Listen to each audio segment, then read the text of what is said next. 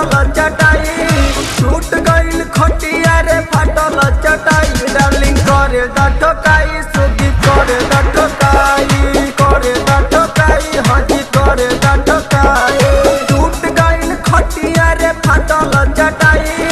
टूट गइल खटिया रे फाटल चटाई डार्लिंग करे दा ठोकाई सुगी करे दा ठोकाई करे दा ठोकाई हाजी करे दा ठोकाई।